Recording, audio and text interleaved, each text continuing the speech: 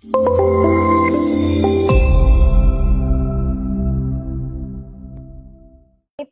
waktu dan layar saya persilakan.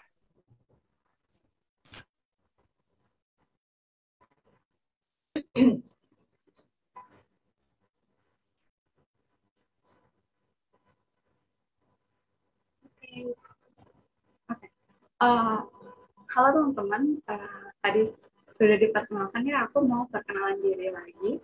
Jadi aku Surya Alipun dari manajemen 2020. Di sini aku kayak sharing aja mengenai apa yang aku telah dapatkan di pelatihan marketing plan tahun lalu gitu. Jadi teman-teman santai aja, kita diskusi biasa. Terus aku mau disclaimer dulu. Jadi kalau misalnya teman-teman ada akunnya ada gangguan teknis, baik itu ngomongnya kecepatan atau misalnya mic-nya pelan gitu, kalian bisa chat aja di kolom chat ya.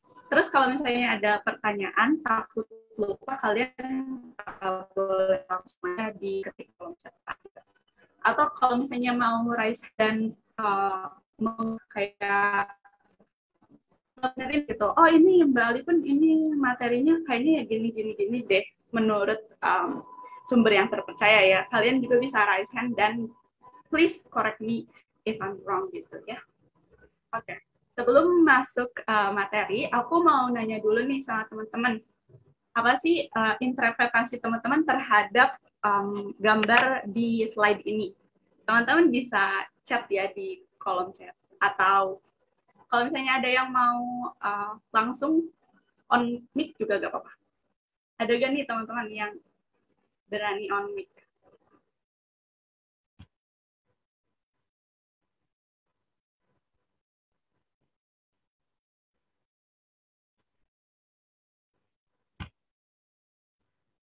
Oke, aku mungkin langsung jelasin aja ya.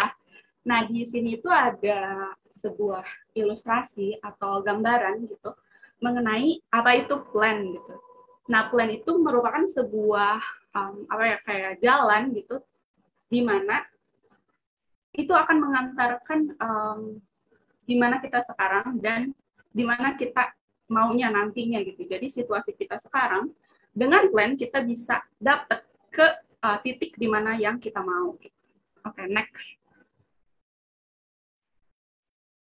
So, just dengan marketing plan gitu, kita udah paham nih, plan itu kan apa ya, kayak jalannya gitu. Nah, marketing plan ini merupakan kayak marketing plan juga itu merupakan kayak jalan-jalan atau strategi-strategi yang digunakan dalam bidang marketing gitu. Untuk lengkapnya, next slide.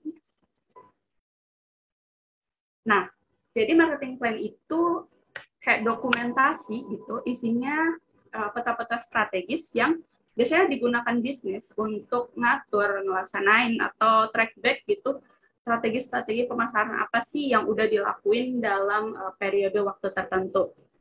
Buat apa sih marketing plan? Nah, marketing plan itu yang pertama buat ngejaga agar strategi-strategi yang kita buat di periode waktu tertentu itu terorganisir gitu. Selanjutnya itu paham gitu, tiap campaign mission, bayar personanya siapa, anggarannya gimana, taktiknya apa aja, kita bisa paham dalam melihat satu dokumen gitu. Yang selanjutnya itu untuk mengukur persen kesuksesan dari suatu campaign bisnis, karena di dokumen marketing plan itu kayak di state sangat detail gitu apa aja langkah-langkah yang harus kita tempuh, jadi kita bisa mudah nge-tracking udah berapa persen nih kita campaign-nya udah berhasil gitu. Nah, yang selanjutnya itu mempermudah tracking untuk mengetahui kampanye mana yang berjalan baik dan kampanye mana yang harus diperbaiki, atau bahkan kampanye mana yang harus ditinggalkan. Gitu. Next-nya. Nah, tadi aku udah ngomongin tentang strategi gitu. Nah, apa sih marketing strategi itu? Emang beda ya sama marketing plan. Terus bedanya apa? Nah, untuk marketing strategi, biasanya itu isinya kampanye marketing yang tujuannya itu untuk mencapai goals-goals dari marketing itu sendiri. Nah, fokus utamanya itu KPI yang telah ditentukan sebelumnya. Apa KPI nanti akan ada penjelasannya di slide selanjutnya. Nah, untuk marketing plan sendiri biasanya itu terisi dari lebih dari satu marketing strategi. Nah, fokus utama itu untuk menghubungin si strategi marketing yang udah dibuat nih sama tim marketing agar nanti tujuannya selaras sama visi misi perusahaan. Jadi marketing strategi itu merupakan sebagian kecil dari marketing plan. Nah, marketing plan itu biasanya ditambahi dengan analisis-analisis yang diperlukan untuk mencapai tujuan perusahaan.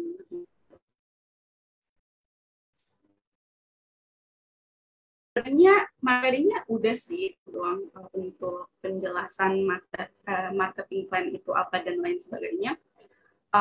Yang selanjutnya itu kita ke langsung ya ke prakteknya. Gimana sih bikin marketing plan paper itu? Next. Nextnya. Nah, di marketing plan paper itu biasanya terdapat tiga bagian. Yang pertama ada outline. Outline itu isinya title tuh cover nih juga, table of content itu daftar isinya, executive summary atau abstract juga terdapat di outline. Nah, untuk body ini isinya gitu, isinya biasanya marketing analysis, competitor analysis, target market, buyer persona, goals yang di dalamnya terdapat marketing objective, terus ada strateginya, terus ada nanti channel yang dipakai, terus kayak hasil survei juga kalian bisa isi disimpan di sini. Terus nextnya ada closing. Closing itu reference yang digunakan oleh kita untuk kayak ini gitu. Kalian ngambil dari mana? Reference itu daftar pustaka ya, daftar pustaka. Kalau appendix ini lampiran-lampiran yang biasanya kalian itu nyimpen kayak tabulasi surveinya atau misalnya hal-hal yang kalian pengen masukin nih tapi nggak boleh dimasukin di body, jadi kalian boleh disimpan di lampiran gitu. Untuk lebih jelasnya kita bahas aja satu-satu ya. Next. Nah, ini itu cover ya, cover atau title. Biasanya di dalamnya tuh kayak biasa aja sih, kayak ada marketing plan, terus ada nama kelompok kita, terus biasanya ada competition organizer, itu biasanya ditulis juga di dalam cover, terus ada logo juga. Nah, sebenarnya cover ini kayak tergantung dari competition organizer-nya. Biasanya kayak mereka punya suatu ketentuan strict tersendiri gitu untuk gimana sih ngebuat covernya. Jadi teman-teman nggak perlu fokus kan kata si Ali pun gitu kemarin harus ada logo dan lain sebagainya. Tapi kok di sini nggak bolehin ada logo ya. Pokoknya teman-teman ikutin aja yang yang diharuskan gitu, yang diatur oleh si competition organizer-nya, karena tiap marketing plan tiap kompetisi marketing plan biasanya aturannya beda-beda gitu. Next.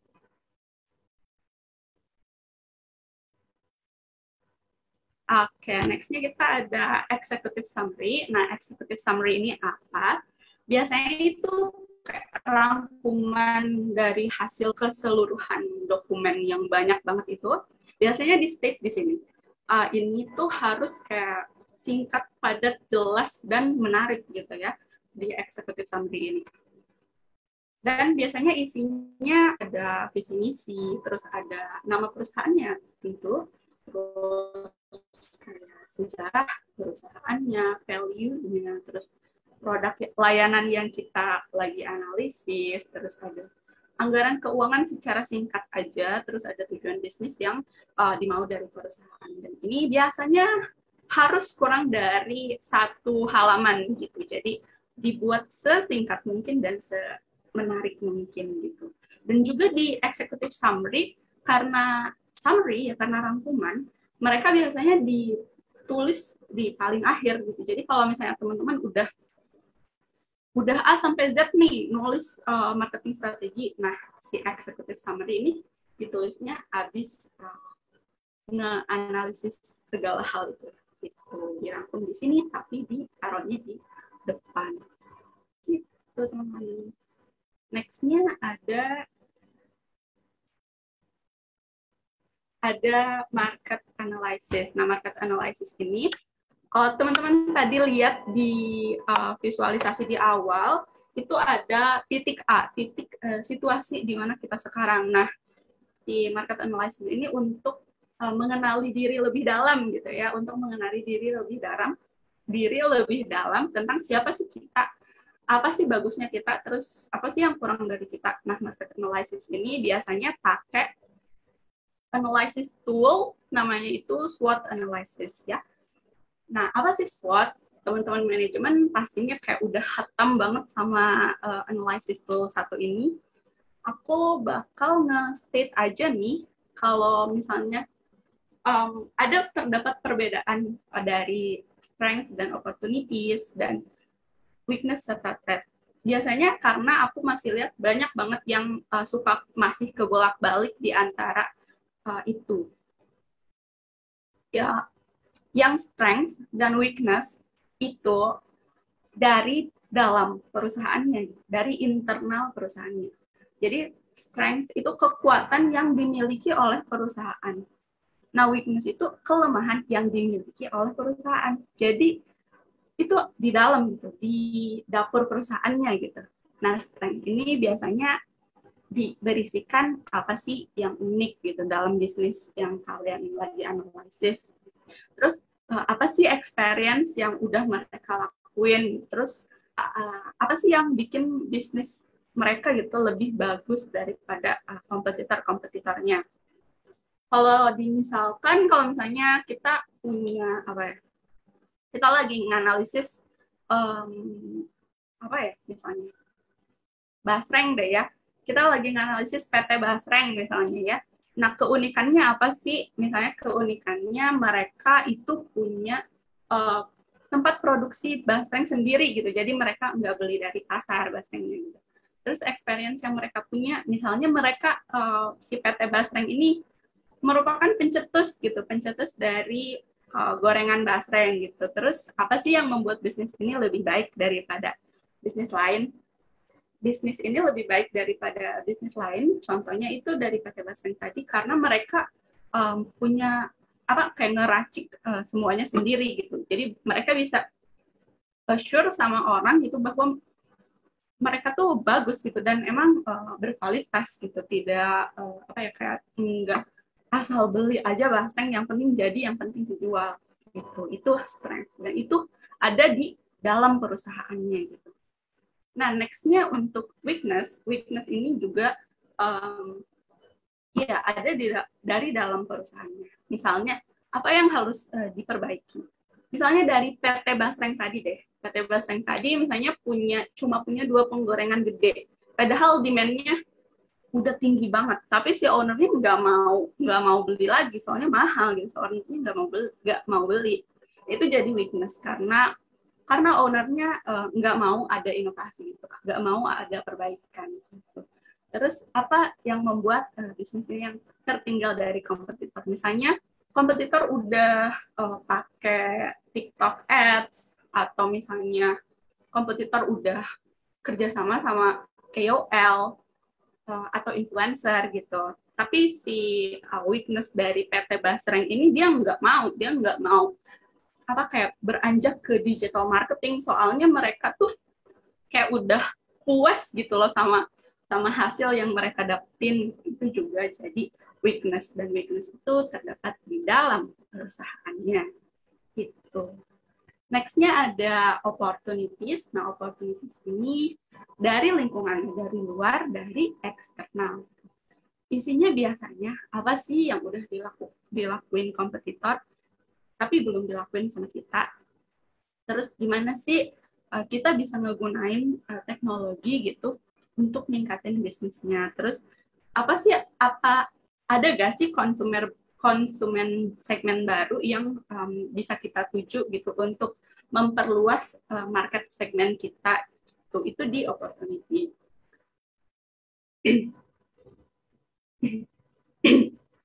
Nah, selanjutnya ada threat. Threat ini yang terakhir. Threat itu juga datangnya dari lingkungan atau dari luar ya. Biasanya isinya apa tantangan terbesar di pasar misalnya. Terus apa kelebihan kompetitor yang kita belum ada nih. Terus apa yang terjadi dengan ekonomi masyarakat. Misalnya di yang baru-baru ini deh, threat itu untuk para produsen masker ya. Karena apa? Karena misalnya pemerintahnya udah ngeluarin statement bahwa orang-orang boleh untuk nggak pakai masker lagi keluar.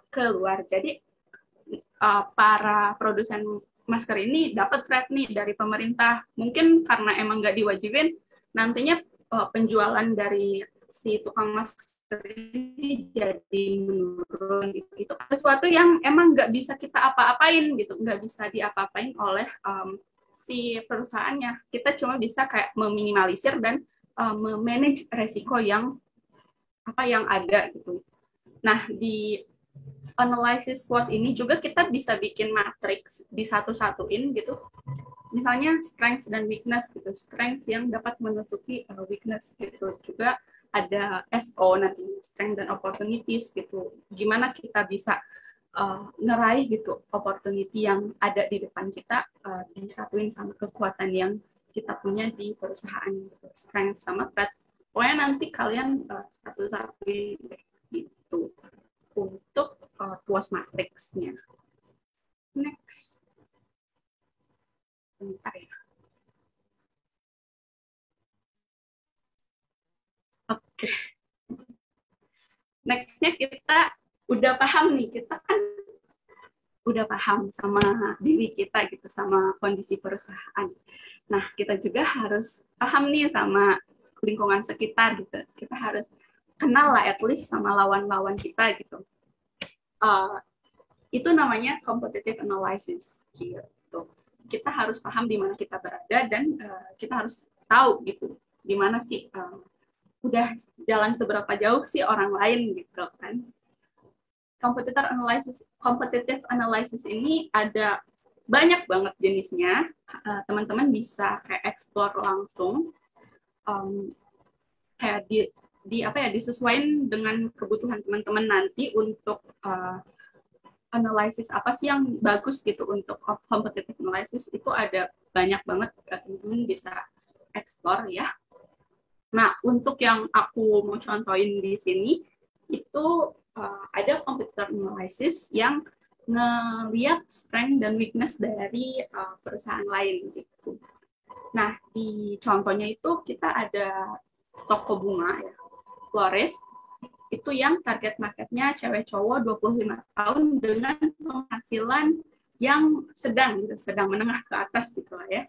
Nah, di sini si Fleur Flowers ini kayak milih kompetitor yang jadi kompetitor mereka.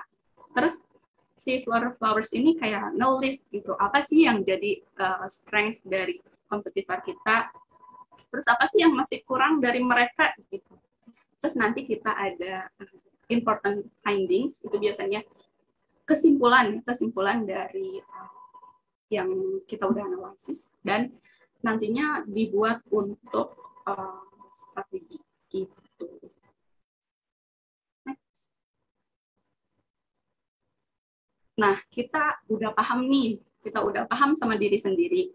Terus kita udah paham nih sama orang lain juga gitu. Terus kita sekarang ngeracik resep untuk kayak membuat peluru gitu untuk nge-kill orang lain gitu, nge-kill kompetitor kita. Nah, kita bikin marketing objective. Apa sih marketing objective ini? It's actually goals, itu sama kayak tujuan, cuma di objektif ini kita lebih kayak spesifik gitu, lebih smart gitu.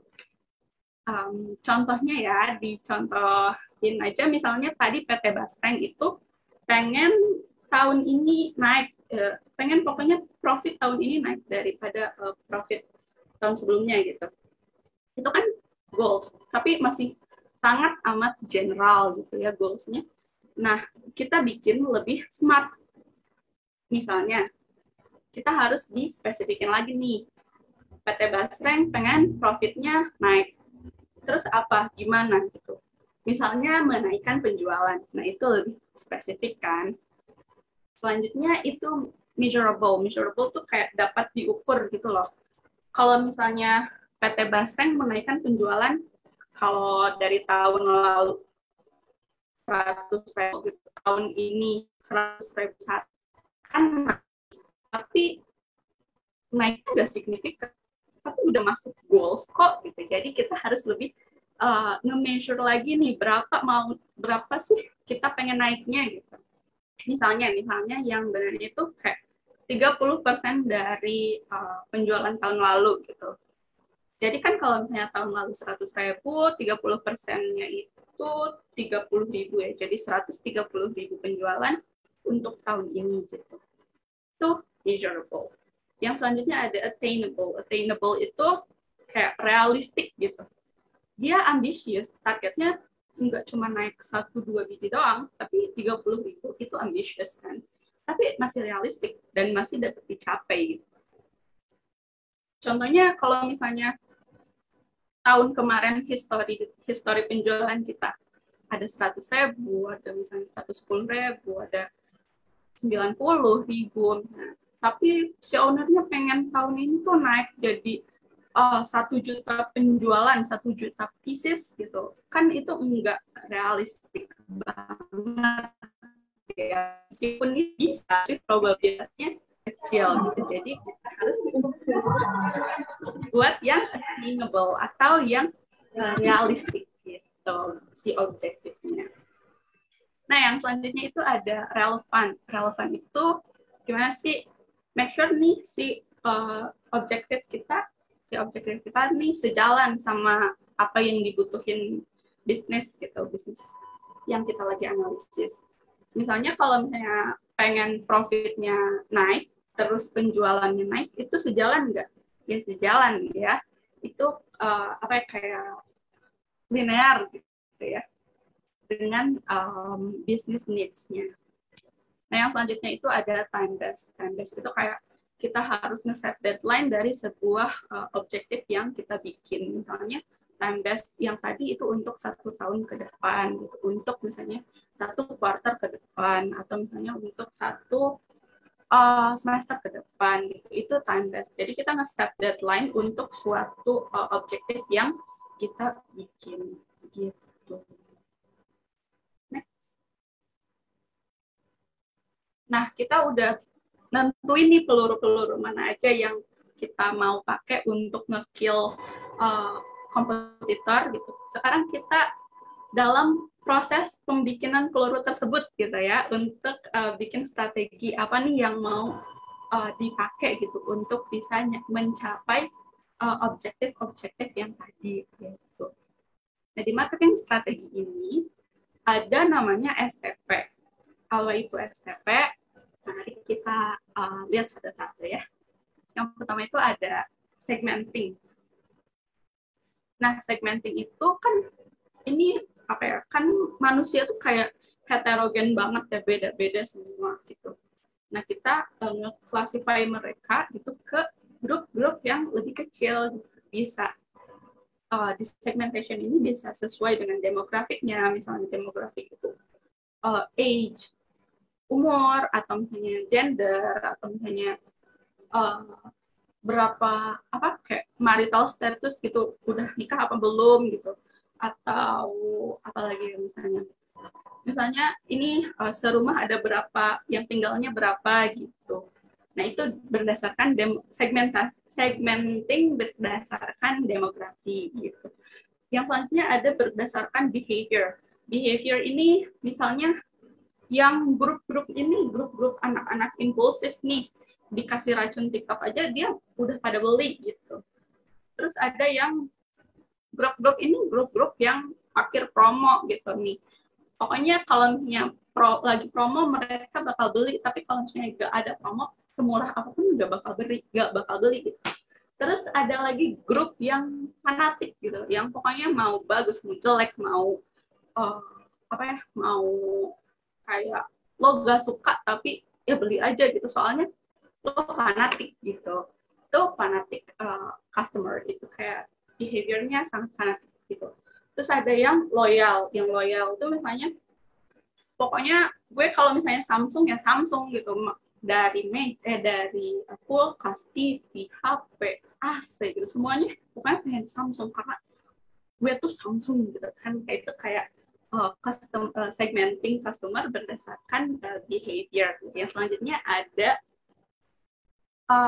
behavior demographic, selanjutnya ada psikologi, berdasarkan psikologi. Misalnya psikologi itu kayak interestnya kemana, terus ada um, ada misalnya lifestyle-nya gimana gitu, bahkan gitu. Sorry ya ini buat ngomongnya, um, kayak health status aja, kayak mental health status, jadi kita bisa segmenting gitu. Terus yang selanjutnya itu berdasarkan geografik misalnya ini untuk orang-orang Kaukasian misalnya itu, terus ini dijualnya bagusnya untuk misalnya Asian, terus atau yang lebih kecil itu misalnya ini orang Sunda nih pada pada demen nih yang ginian gitu, terus tapi ini misalnya untuk orang-orang di daerah timur misalnya, terus ada juga ini untuk orang-orang di negara dengan 4 musim. Itu segmenting berdasarkan geografi gitu. Nah, udah udah di grup-grupin, kita nge-target. Nah, kalau misalnya di PT Basreng gitu, misalnya segmentingnya ke cewek, misalnya umur, let's say 15 sampai 35 misalnya, yang suka pedas misalnya. Terus yang suka goreng-gorengan dan dia misalnya di apa ya, di menengah ke bawah misalnya kata bahasa. Nah, targetingnya pilih satu nih, pilih mana. Nah, kan kalau misalnya cewek tuh kayak banyak banget gitu. Targeting itu misalnya tadi mbak-mbak yang suka pedas, mbak-mbak yang menengah ke bawah dan suka pedas misalnya gitu. Itu targeting. Nah, kalau positioning itu lebih ke gimana sih kita mau mau kelihatan gitu di depan si konsumen yang kita udah segmen dan target gitu. Misalnya tadi targetnya itu mbak-mbak dari 15 sampai 35 misalnya. Nah, positioningnya gimana sih kita?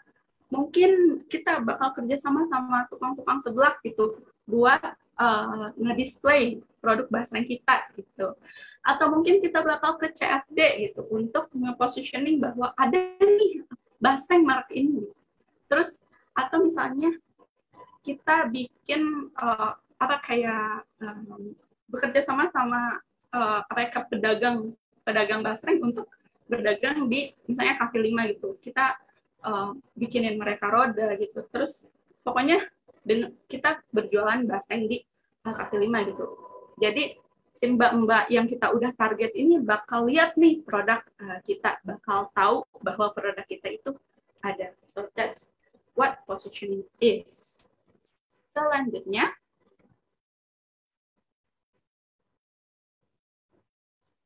nah, kita udah STP, itu selanjutnya kita bikin marketing mix-nya. Apa sih marketing mix?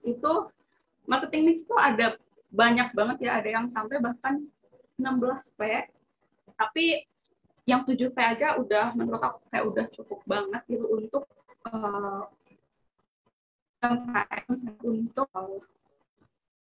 dagangan-dagangan yang emang belum kayak reach-nya belum sebanyak itu gitu. Dan yang menurut aku penting itu juga cuma di 7P ini sih. Kayak 16P itu kayak lebih luas banget gitu. Nah, satu-satunya yang pertama itu di marketing mix. Pertama itu ada produknya. Misalnya tadi produknya apa? Produknya misalnya bahasa gitu. Feature-nya, quality-nya gimana? Quality-nya bagus karena quality-nya premium karena misalnya kita buat sendiri sebenarnya. Terus brandingnya gimana? Brandingnya murah dan berkualitas. Terus packaging ya packaging, services ya services. Terus garansi sih menurut aku untuk food and beverage itu tidak perlu ada garansi yang banyak banget. Tapi misalnya ini garansinya gitu, misalnya enak, kalau misalnya nggak enak gitu mereka bisa balik uang misalnya gitu. Nah terus ada price-nya ini kayak strategi strategi apa ya, kayak penjualannya gitu bakal mungkin mau kalau misalnya targetnya itu menengah bawah ya kita harus strategi apa kayak pricingnya juga harus mengikuti gitu, jangan kita targetnya menengah ke bawah harganya sebungkus 50.000 kan itu kayak nggak sense. Nah pricing ini kayak menyesuaikan di SPP yang tadi. Untuk place-nya kita lihat di mana nih bagusnya. Digitalnya mau gimana? Misalnya di marketplace atau misalnya kita pengen di TikTok, terus atau misalnya pengen di pasar-pasar, atau misalnya pengen di pokoknya atau misalnya pengen premium di pokoknya di seller aja gitu, enggak lagi yang lain. Pokoknya pengen kita mah dapatnya di reseller tertentu aja yang udah certified gitu. Itu boleh ya. Kalau selanjutnya itu ada promotion, again promotion aku bilang tadi kayak digital marketingnya bisa misalnya atau misalnya advertising di online juga bisa. Nah, terus direct marketing itu biasanya sales di tengah gitu. Terus PR itu biasanya sekarang tuh pakai social media gitu. Terus itu ada physical evidence. Nah, physical evidence ini kayak kalau kita pengen ngebuat bastreng kita tuh terkenal banget, kita bikin yang bekerja sama si mas-mas gerobak gitu, mas-mas pedagang kaki lima. Kita ngebuat kayak sebuah apa ya kayak itu loh kayak satu gerobak ini menjualnya basreng itu gitu ya. Nah itu kayak physical evidence dari PT Basreng gitu. Nah selanjutnya ada people. People ini kayak orang-orang yang kerja sama bisnisnya gitu. Misalnya mas-masnya harus gimana nih? Harus baik atau kalau kalian ke apa ya? Ke strawberry deh. Misalnya ke strawberry sih mbak-mbaknya ramah banget gitu. Terus untuk next-nya ada proses. Nah, proses itu kayak servisnya gimana gitu, apa mereka bisa didapetin gampang nggak gitu, terus juga activity flow-nya gimana, terus prosedurnya gimana, terus mereka bisa kayak delivery langsung atau harus melalui apa dulu gitu, itu prosesnya. Next. Nextnya kita ada marketing channel ya. Marketing channel itu buat kayak apa kayak penyaluran gitu. Kan kalau kita tadi itu membandinginnya sama peluru-peluru gitu. Nah, marketing channel ini buat menyalurkan peluru-pelurunya kemana aja nih, biar kita bisa efektif nih kill kompetitornya gitu. Misalnya kita ada social media di TikTok misalnya kerjasama bareng influencer-influencer yang kecil gitu, yang emang masanya sedikit tapi masanya itu uh, berjalan lurus nih sama target market kita gitu. Atau misalnya search engine marketing ini biasanya di Google Ads ya, itu bayar, itu nantinya kita website si Bastreng ini misalnya nanti bakal hadir di first page-nya Google gitu. Kalau misalnya mass advertising biasanya pakai billboard, biasanya billboard tuh iklan-iklan yang ada di jalan, di pinggir-pinggir jalan, atau pakai selebaran, atau misalnya giveaway gratis CFD gitu, masuk bisa masuk ke offline ya.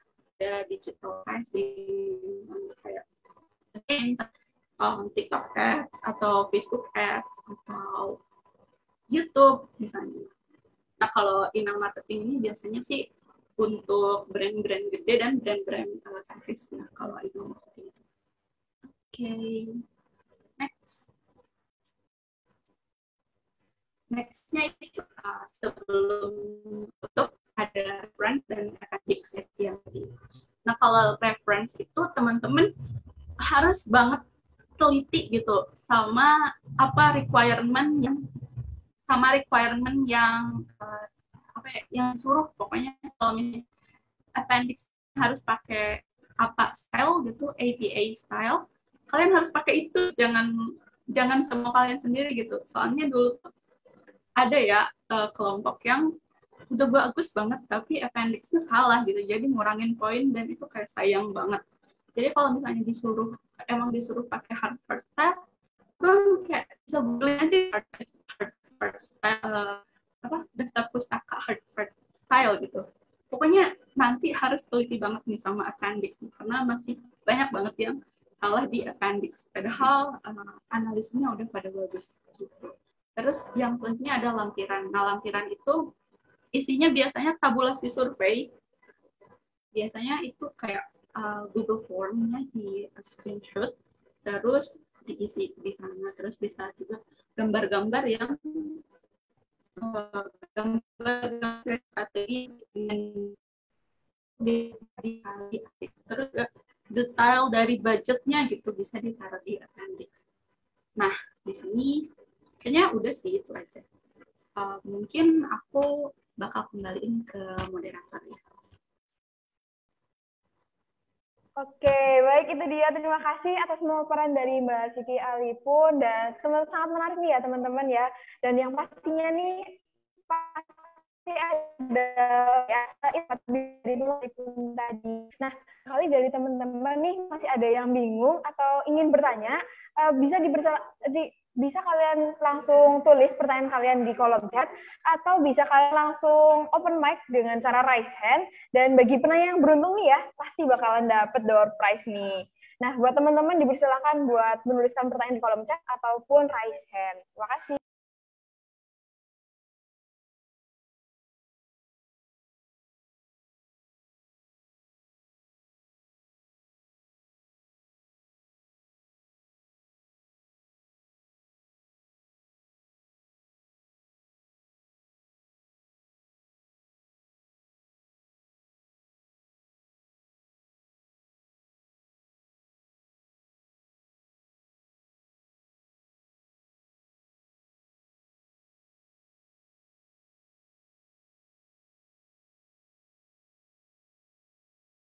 Oke, mungkin itu ada pertanyaan yang masuk ya Mbak dari Mbak Yogi Nur Ramadhani. Aku izin bacain. Perkenalkan, saya Yogi Nur Ramadhani, izin bertanya. Dalam berbisnis, tentunya kita perlu memiliki diferensiasi atau biasa dikenal dengan Unique Selling Proposition atau USP. Biasanya USP ini menjelaskan mengenai bagaimana bisnis kita menonjol di pasaran. Nah, yang mau saya tanyakan bagaimana strategi untuk menerapkan diferensiasi yang baik sehingga menunjang penyusunan marketing plan yang tepat. Dan apakah strategi diferensiasi ini bisa digunakan untuk menganalisis kompetitor? Terima kasih. Oke, baik. Mbak Siti Alipun mau langsung dijawab atau mau gimana, Mbak? Oh, itu yang raise hand mau... Oh iya, oke. Mungkin yang raise hand dulu kali ya, Mbak ya. Silakan kepada Mas Nukman Mumtaz. Boleh langsung open mic. Oke, terima kasih Mbak Atta atas waktunya. Izin bertanya ke Mbak Siti Alipun, apa sajakah yang menjadi indikator bahwa marketing plan dari suatu produk di dalam bisnis itu berhasil dan pencerahan? Terima kasih. Oke, dari Mas Nukman, mungkin boleh langsung dijawab dulu kali ya Mbak, sembari menunggu pertanyaan dari teman-teman yang lain. Oke, aku mau jawab yang Nukman dulu ya. Terima kasih, pertanyaannya bagus banget. Apa sih yang bikin marketing plan itu, indikator apa sih yang bikin marketing plan itu berhasil?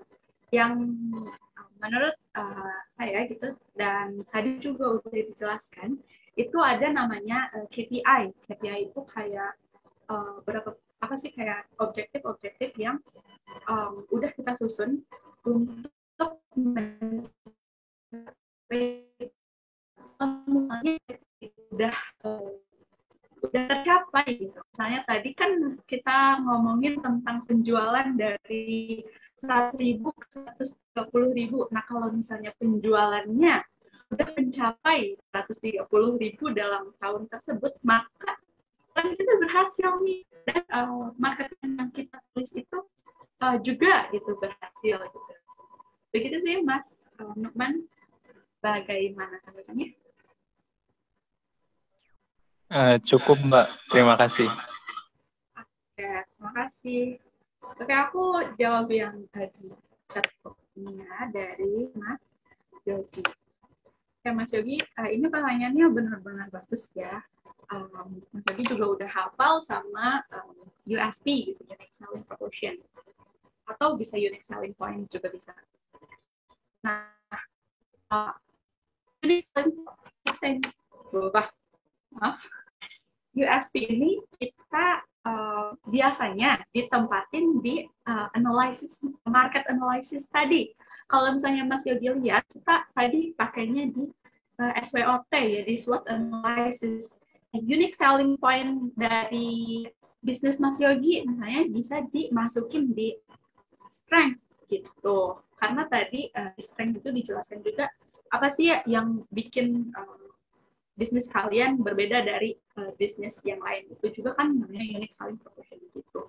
Jadi Mas Yogi bisa masukin nih unique selling point bisnis Mas Yogi di analisis SWOT gitu. Itu Mas Yogi, gimana?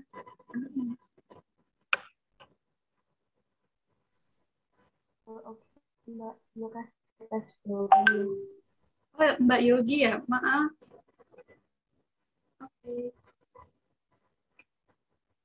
Oke, itu dia jawaban dari Mbak Si Ali pun dari pertanyaan Mas Nukman Mumtaz dan Mbak Yogi Nur Rahmadani. Nah, ini di sini ada lagi nih Mbak yang bertanya dari Mas Maula Muizil Anam. Mungkin aku izin baca ini ya, Mbak. Izin bertanya Kak, terkait positioning dari penjelasan yang sudah disampaikan tadi, kita dapat mengambil pengertian dari positioning itu adalah tindakan yang dilakukan untuk menciptakan kesan produk dalam konsumen. Nah, dari pengertian ini apa ya bentuk tindakan yang termasuk dalam proses positioning tersebut. Terima kasih.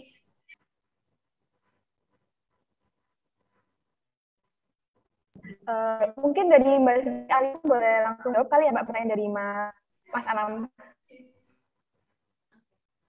Jadi terkait positioning tadi bisa aku udah jelasin itu, misalnya tadi si PT Basren kan targetnya itu orang-orang menengah ke bawah gitu. Kita ngelakuin apa sih, kita juga kayak apa ya, nge-shoot atau nempatin produk kita di mana mereka berada gitu. Kalau misalnya menengah ke bawah biasanya CFD misalnya tiap minggu, berarti kita buka juga di CFD gitu buat ngasih tahu nih si PT Basren itu ada gitu. Itu positioning. Terus juga misalnya nih orang-orang di di menengah ke bawah ini suka nonton TikTok gitu, suka nonton mukbang di TikTok misalnya. Kita juga positioningnya misalnya merekrut KOL atau influencer di TikTok yang target marketnya sama gitu. Itu juga positioning bisa. Terus juga kita apa kayak nge-set target kita untuk orang-orang yang misalnya tadi di 15-25 tahun wanita misalnya, dan misalnya suka COD misalnya gitu. Itu juga bisa dilakuin di ads di sosial media, di paid sosial media, ya itu juga bisa masuk ke positioning. Gitu Mas Maul. Baik Kak, terima kasih. Oke, itu dia jawaban dari Mbak Ali pun mengenai pertanyaan dari Mas Maula Muizil Anam. Nah, bagi teman-teman yang bertanya, mungkin masih dibuka untuk sesi tanya jawab lagi ya. Jika ada yang ingin bertanya, boleh langsung di kolom chat, atau bisa juga kalau misalnya ditanyain langsung aja tanya ke Mbak Si Ali pun melalui Instagramnya, atau di sini Ali pun _, atau juga bisa langsung tanya ke LinkedIn-nya Mbak Siti Alipun. Nah, itu dia pemaparan dari materi dari Mbak Siti Alipun nih ya. Terima kasih buat Mbak Siti Alipun nih ya. Mungkin pertanyaan sesi tanya jawab ini sudah bisa saya cukupkan karena sudah ada banyak pertanyaan ya Mbak ya. Dan acara yang terakhir adalah acara penutup. Nah, nggak terasa nih ya, kita udah berada di penghujung acara untuk marketing plan sesi 1 pada pagi hari ini. Semoga dengan mengikuti marketing plan pada sesi 1 ini, teman-teman dan kita semua bisa menambah pengetahuan mengenai marketing plan. Dan nantinya bisa mengikuti perlombaan marketing plan dan jangan lupa bulan depan, mohon maaf, nanti untuk sesi berikutnya ada marketing plan selanjutnya.